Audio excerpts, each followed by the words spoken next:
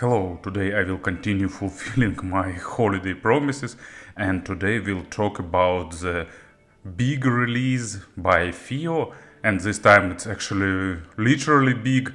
It's their flagship player M17. Probably most of you already know about this project. It was in development for quite a long time. FiiO worked on some different designs, and in the end they released a pretty big player that is packed with features. Actually, it uses dual 9038 Saber chips, 9038 Pro version if I remember right, so it's desktop class digital tonal converters. It uses dual THX amplifiers, it has XMOS and Qualcomm chip for Bluetooth, so it supports all the features like USB, digital tonal converter, Bluetooth receiver, transmitter. It uses Snapdragon 660 and runs Android 10, so all streaming services are available here. And the most interesting thing here, of course, it's a special, like, non-portable mode. It's big and it's probably can't be called portable in general, or unless you decide to go for a walk with a big bag. But in base form, it can be probably called transportable. But it has a stationary mode with a separate 12 volts power adapter, and FiiO released special stand with cooler actually because they implemented ultra high power mode for the desktop usage when you put it to the stand with active cooling, and when you connect external power supply, it can deliver up to 3 watts of power from the balanced output, or as we say in marketing language, 3000 milliwatts. And in regular mode, in battery powered mode, if I remember right, it's more than 1 watt for 32 ohms load. So it's really powerful, it has a big battery, it's interesting, it's feature packed, and it's relatively low priced. Of course, price is $1,900 roughly, maybe a bit less, but it depends on customs and taxes in particular countries. So of course it's a big price, but for that set of features, for that sound, for that things that are put inside and compared with releases by other companies, actually we can say that price is relatively small. So I highlight word relatively here, because in general of course it's big, but at the end it's a flagship. So let's have a closer look. It came in a cardboard transport box, and inside of this box you'll find 2 separate boxes. One for the DK3 multifunctional dock and second for the player itself. So let's start with multifunctional dock probably. It's basically it's simpler inside, so short manual inside, what to do with it, and here is the stand itself. So let me move the box aside. Actually it's pretty basic and pretty simple in the design. It's actually convenient. You just put player on the stand and it stands here pretty reliably, and when you need it you can connect here USB Type-C and attach 5 volts, and there is a 2-positional switch to change the speed of this fan. So it works, it cools it down, but I must admit that you'll need this thing only running the battery power in the highest performance mode. Without that actually it stays relatively cool. Let me put it aside for a while and let's go inside of this bag. Bag of M17, made fancier, it's actually pretty heavy and looks nice with all that polygraphy. But I already told about FiiO's polygraphy and how I like it many times, so I will skip this part now. Inside there is a regular cardboard box. This time FiiO decided not to use that wooden boxes. here is the tool to remove the micro SD cards, and here inside there are different manual, quick start guide and extra protective screen. So let's go deeper. Here is player itself and leather case for it.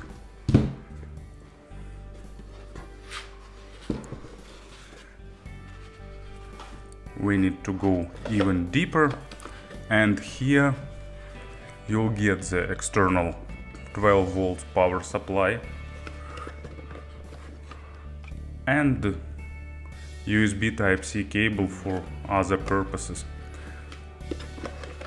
And actually I think it's the lowest layer of this box. So no, there is no need in coaxial adapters or something like that. Why? I will show you in a few moments. So let's make a pause, let me clean up the table, and then we'll proceed with this review. In terms of size, of course, it's pretty big, thick and heavy. If I remember figures right, it's 700 grams. And here is the Aston Kern SP2000. I remember how big this player seemed when it was released. But currently it's actually pretty nice, almost pocketable player. If it will be like 150 grams lighter, it will be a nice pocketable option. So let me do some size comparisons. You can see that our today's hero is much bigger in every aspect, but of course it's pretty explainable why. Here it is in the case. Case is sewed nicely, looks really well, allows accessing almost all controls and at the same time protecting it well, and has that grill for heat distribution. But if you need to use it with this stand, of course you'll need to remove the case. Actually, let me show it how it looks like. Here is the look from the side. You can see that it's fitting nicely onto that stand, and actually it gives a pretty good experience thanks to all that rubber inserts. It stays nicely and reliably on this stand. Here it is. Design is pretty brutal, but at least it's present.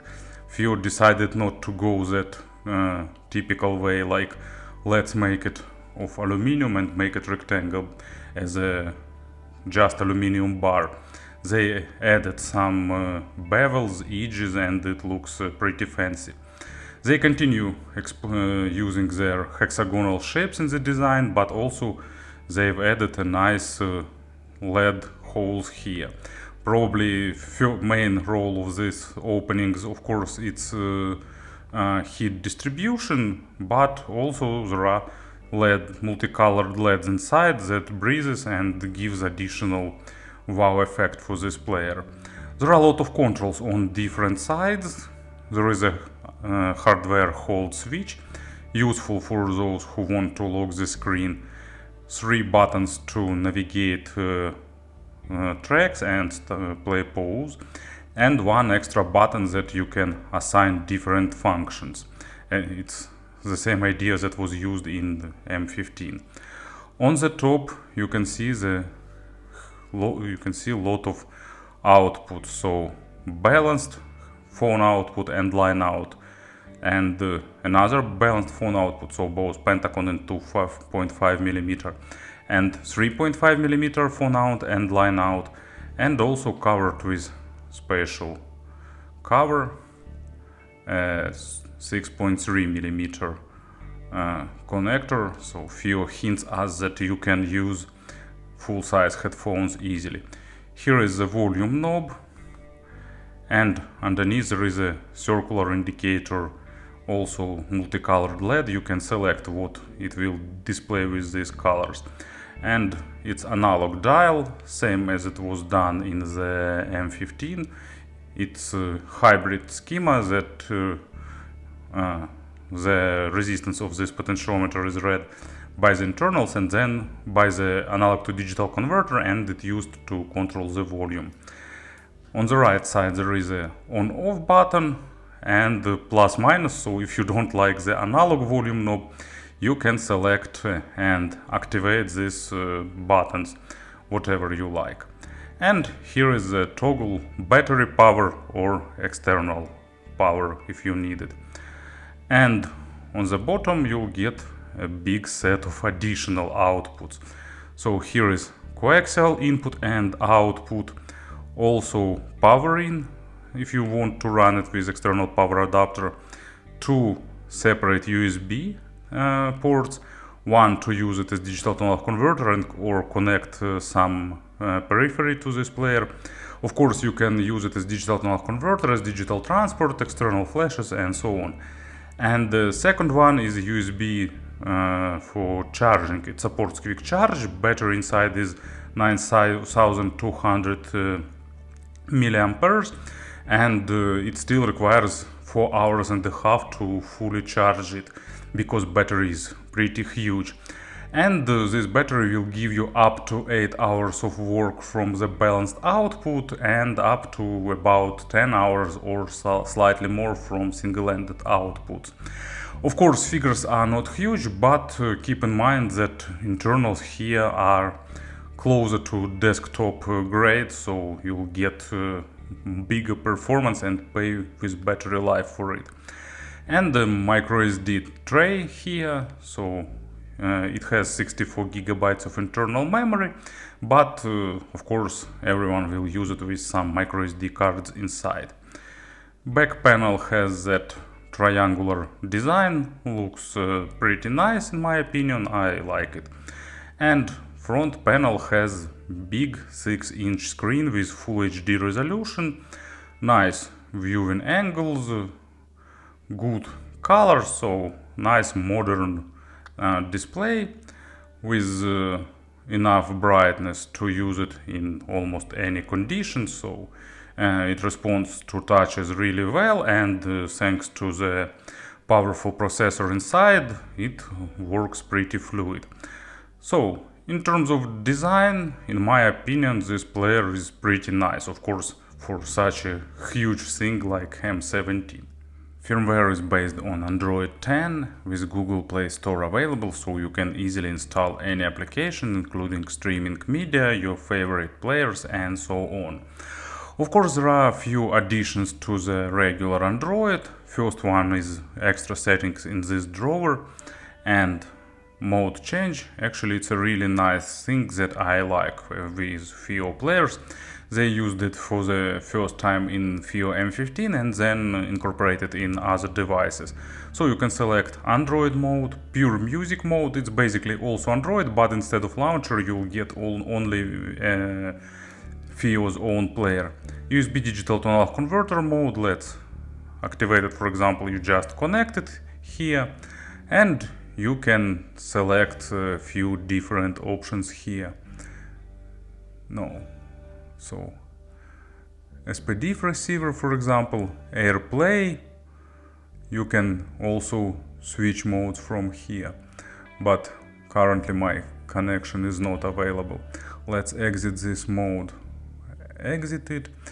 As you can see, in this mode the device is dedicated to that particular functionality and it's connected directly. So for Bluetooth receiver, for example, signal came from the Qualcomm chip to digital to analog converter and then to amplifier. In the USB digital to analog converter mode, it uses XMOS chip that also feeds the signal directly. Gain settings here, so you can select over-ear headphone mode, high, medium, low, and extra powerful mode if you connect it to the charger. Headphones output or line out for single-ended and balanced output. In vehicle mode, if you start engine, it can boot up automatically or shut down with the car's engine. Auto DSD upsampler, it actually slightly improves the sound performance, especially it's noticeable in the treble, but it consumes battery in a pretty noticeable way. And also auto rotation, what's fun here, it has a built-in sensor for auto rotation functionality. Maybe it can be useful in car, for example, and night light, it's regular settings. And few additional settings in the application that is called settings. Let me turn Wi-Fi off, I don't need it now. So selection of mode, Wi-Fi, Bluetooth, and some extra settings here. It's basic. Most custom settings are located here. So audio, single-ended and balanced output should be headphones out or line out. SPDIF work mode, gain, low pass filter, actually a lot of low pass filter settings, and wireless playback quality you can select one you need, channel balance, coaxial output, upsampler to DSD, should volume be adjustable on line out or not, and display, so you can activate sample rate display, you can select dark mode, so supported apps will also switch here. Actually looks pretty fresh. Brightness level, indicator LED control, lot of options to control these LEDs. Separate volume knob and single side ambient light. So you can select brightness, should it be user defined, or you can select based on volume, based on temperature, and based on battery level. And working, should it be pulsing off or constantly on, what should it do during the charging, and light color you can select based on audio format, fixed color or repeated pulsing. So you can see that you have a lot of indicating options and things to tweak and adjust here. And night light, it's mode with changed colors for comfortable viewing at night. Select wallpaper, screen timeout, auto rotation of screens, font size, display size, and you can activate here screensaver. And in global settings, system navigation, gesture or with button, what to do with that multifunctional button, add to favorites, switch songs randomly, play pause, delete, switch filter, switch equalizer, enter digital to converter mode. Actually, I don't know which one of them can be more useful, but let's do with switch filter. Power off timers, it's sleep and idle timer. And hold switch settings, here you can select which buttons will be working and which won't in the hold mode. And volume adjusting mode you can select you need by button or by knob. And in vehicle mode, and I already told about it, and double tap to wake up, it's a nice feature, but it consumes battery power because device doesn't go to deep sleep and constantly monitoring for that double tap. And the main part of it's FiiO Music, pretty familiar player. I used to its UX and I like it. Here is currently playing track, playlists, and recent play, most and recently added, local music, media server, so you can activate Wi-Fi and connect some external servers. And if you tap here, you go to now playing screen with information about the track, all typical controls here, adding to favorites, playlists, deleting, and so on. And additional information, return to main menu, album, equalizer, so song deletion, so basic necessary controls here. And here is settings, equalizer. Actually equalizer is linear and pretty basic, but at least it's working, but I'm not sure who will use equalizer here with this device. FiiO Link, it's remote control over Bluetooth or Wi-Fi. Bluetooth device controls, if you connect some Bluetooth devices you can change their options. Theme, you can select custom background based on album cover or just black, and you can select different type of visualization. Now playing, actually I like this spectrum display and this option, so some toys to play with. Scan for music, transfer music by Wi-Fi, sleep timer, resume, gapless playback, play through folders. Nice option to activate, and you can see that they provided hints almost for any options. Lock screen album art I don't use. Auto enter now playing. When you select something, so it can automatically search for lyrics and album arts over the internet. Replay gain, it's useful when you have different compilations with different volumes of tracks. It can adjust the volume based on it. USB output, and should it control the volume. MQA through SPDIF. DSD out mode. In the artist list, should it display just artist or album artist. And full size limit for album arts not to overfill the memory. Notification style, language reset database, and so on. What actually notification style? Custom and system, so pretty explainable. And let's check out, for example, local music. Lists are scrolling pretty fast, and media library organized in familiar way. All tracks by artists, by albums, by genres, and by folders. And in all that modes you can select files, add them to playlist, delete, and so on. Here you can adjust sort order, and there is a search, pretty convenient option. As you can see, in terms of firmware, it's pretty mature, pretty stable, so FiiO did a good job polishing their code base. As for the sound, it's of course a really high-end device with a great, let's call that level. I don't like this word, but level is really great here.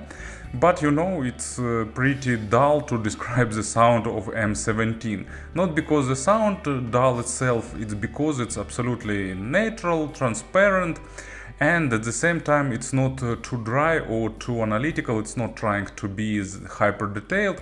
Actually, it doesn't try to add any coloration to the sound. Instead, it gives you all the details that is present in the record, but at the same time it's not pushing them towards your face. And it shows a great dynamics and control thanks to all that power it can deliver. And basically, you know, that's it. And I can like finish the description of sound here, but maybe a lot of you would like to hear some more of my charming voice and see some examples. So you know, only drawback of sound of this player is actually lacking of any coloration. So if you used to some colored sound, like I don't know, additional weight on the low frequencies or slightly boosted energy on treble to make something more effective, more to add somewhere more wow factor, it's not the player for you. It's for those who like maybe not the maximum level of purity, but something that is close to that, and it's that what this player will deliver. And at the same time, it's not overdoing that, it's not sound too dry or too analytical, and that's a really good thing. And let's talk about everything step by step. So low frequencies goes to maximum depth. They are tight, impactful, detailed, with proper weight distribution, with tons of that small nuances that gives the sense of realism to the instruments that go to low frequency domain. But of course, if all that is present in the records, because player doesn't try to push that or to accent that. You can probably change the sound with equalizer, but I'm not sure. If you need equalizing sound, in my opinion, you can get some more cheaper device, because with equalization you just can adjust sound whatever you like. And here, high-end devices created for those who need like more pristine, more clear, more natural sound. But it's my opinion, of course, tastes differ, and if you like some equalization, you can definitely enable it and use it. You can install some players with advanced equalization, so feel free to do whatever you like. I'm not judging. So, low frequencies, natural, detailed, tight, impactful. Also, what is present in record it will deliver with great control. And first example, it's Pink Floyd Money, really famous bass riff. And actually this player delivers it nicely because bass guitar is not too forward, but at the same time it requires nice control to sound realistic, and this player does it virtually effortless. And second example, it's Wardruna. I really like this band, and I'm pretty sure many of you also like it. And that mix of genres based on folk but with a lot of other influences is really engaging and really fun to listen. And on this track they have some interesting percussion instrument that goes pretty deep, but at the same time also not forwarded, and this player render it nicely and deliver to your ears. In terms of mid frequencies, actually it continues that description, and it's hard to say anything because it's close to as is, and it requires of course a good quality of materials because it won't try to hide the issues, it won't highlight them, but it will show them as they are, and at the same time it won't try to add some weight or emotions to surprise you with something exciting. Well, just what you give, you'll get. If record is energetic and forward, you'll get that. If record is like soft and intimate, you'll get that too. And thanks to the great dynamics, it's definitely great with such amplifier. You'll get a great sense of realism for instruments. You'll get nice emotions on vocal if they're present in record, of course. In terms of staging, it's slightly smaller than high-end, that expensive top-of-the-line players, but still stages close to maximum, and depth is really good, and I like how it renders the depth, because some players really separate the depth layers noticeably, and other players make them too diffuse without clear borders, but this player definitely do it in a really good and natural manner, and on the good live records you can, and with good headphones, you can basically hear the position of band members on stage. And first example, it's Pierrick Pédron, probably I put accents right. It's track change partners, and it's from some sampler, probably HD track sampler. Really good recorded with a lot of instruments, with a lot of nuances and details, with spacious stage, as it's common with good records. Actually, it's not spacious, it's more like three-dimensional, probably with clear positioning of everything, and this player plays it almost effortlessly. Forgot to mention that as an example I put FD7 on table because I like this combination. And second example, pretty well known among the portable audiophile society, it's Alexis Cole, and we got fun. A lot of people like this track, great instrumental performance, and of course even greater vocal performance, and this player delivers voice absolutely great, and all that overtones that goes to the treble area, it also plays nicely. And actually speaking about the treble, it's also absolutely uncolored. It has an absolute maximum extension and the proper attacks and decays. Really good layering and tons of that small nuances and overtones, and that helps you to get the most of your record if it's mastered well, and you'll get that sense of whole where it was recorded, of course if it was a live record and not something mixed in studio, and you'll get smallest nuances of instruments that distinguish good players from best ones, and all that stuff, all that audiophilia is present here. And first example, it's Hiromi Uehara, Take Me Away. and it's a great track to test almost everything from bass to treble. Mids are also really important here because Hiromi's performance manner is pretty forward, and sometimes I can probably call it aggressive, and it requires superb resolution, but of course keyboards require a lot of high frequency overtones and proper layering, and this player, you guess it, yes, it delivers that nicely. And another great live record, it's Arne Domnérus in a mellow tone. Of course, this review probably can't avoid some track from the Jazz at the Pawnshop because it's a great live record. I already mentioned it when I told about the depth, and it's a good example of that.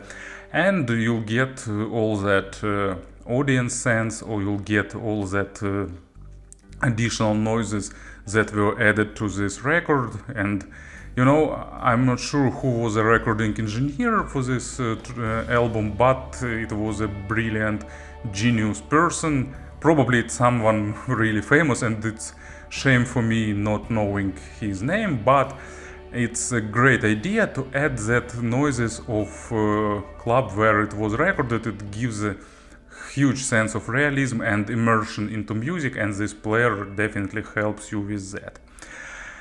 And speaking about the pairings, you can easily guess it too. It's absolutely universal. With full sensitive earphones, background noise is really low, almost absent, and with power-hungry headphones, it can drive almost everything with just a few exceptions. So if you'll need some player to drive even pretty power-hungry planars or something with 300 ohms of impedance, it's absolutely easy.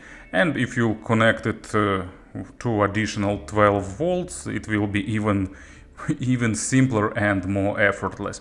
Difference between outputs is pretty low, so main difference is power. And if you're using some earphones that doesn't require additional power, you can use 3.5mm out without problems. Balanced output here is mainly to get more power. But actually I think even single-ended output that can give you about 1 watt of power for 32 ohms load will be more than enough for vast majority of load. As for comparisons, unfortunately I haven't heard the main competitor, I mean Ibasso DX300 Max. I own DX220 Max, but FiiO player overperforms it in terms of naturalness, in terms of realism, and in terms of refinement, because DX220 it's more dynamic, but that force dynamic sometimes sounds less realistic. This one is more precise. I can assume that DX300 Max probably somewhere close to this one. It will be more fair competition, but unfortunately I don't own one.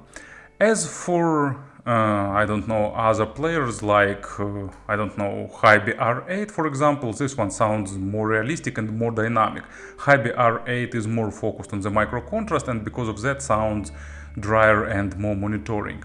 Shanling M8 for forcing emotions and dynamics, and also making a step from absolutely naturalness and realism towards more fun sounding. So for me this one is more natural.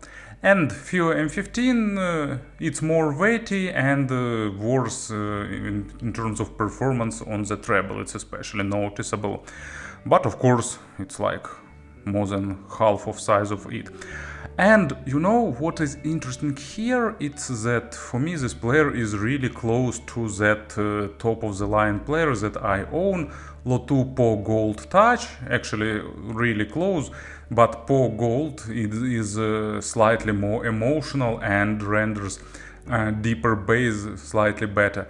And Kern Ultima is also pretty close in terms of detalization, realism and stuff, but of course Kern wins thanks to its signature coloration that makes everything slightly better.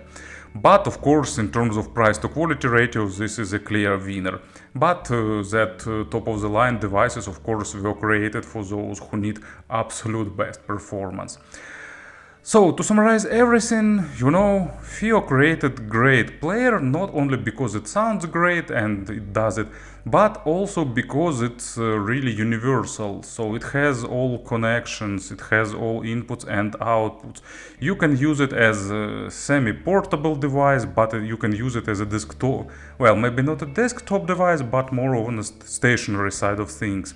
I'm actually building a small setup for my bedroom for big TV set, and I'm thinking about some speakers or I don't know, will I add sound bars there for 3D sound or not, but I'll get some amplifier, and most probably FiiO M17 will be part of that setup because it will be standing on that stand near that amplifier, and I'm going to use it with my network attached storage with music, so I'll see how it will play.